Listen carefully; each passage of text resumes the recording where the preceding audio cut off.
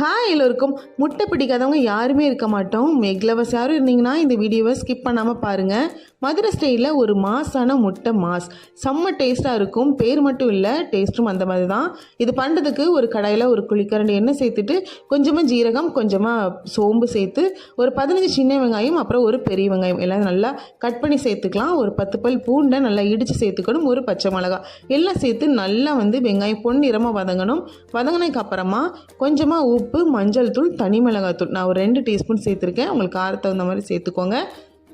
இதை சேர்த்து நல்லா கலந்து விட்டுட்டு ஒரு பெரிய சைஸ் தக்காளி, அதுக்கப்புறம் ஒரு சின்ன டீஸ்பூன் அளவுக்கு இஞ்சி பூண்டு பேஸ்ட் கம்மியாக சேர்த்துக்கோங்க. ரொம்ப ஃப்ளேவர் இருக்கக்கூடாது.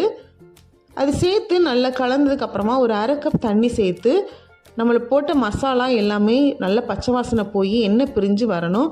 வந்ததுக்கப்புறமா ஒரு டீஸ்பூன் ஜீரகத்தூள், நான் 2 டீஸ்பூன் மிளகுத்தூள் சேர்த்துருக்கேன். உங்களுக்கு காரத்தை தகுந்த மாதிரி மிளகுத்தூள் சேர்த்துக்கோங்க. இதுக்கு ஃப்ளேவர் மிளகுத்தூள் தான் அதிகமாக இருக்கும். அப்போ தான் டேஸ்ட் நல்லாயிருக்கும்.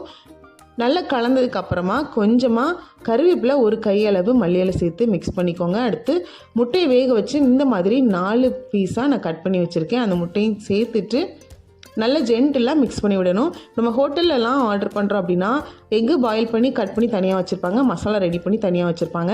ஒரு தோசைக்கல்ல எண்ணெய், வெங்காயம் எல்லாம் சேர்த்துட்டு இந்த மசாலா முட்டையில் சேர்த்து நல்லா கொத்தி கொடுப்பாங்க. சுட சுட நல்லா காரசாரமாக அவ்வளோ டேஸ்ட்டாக இருக்கும்.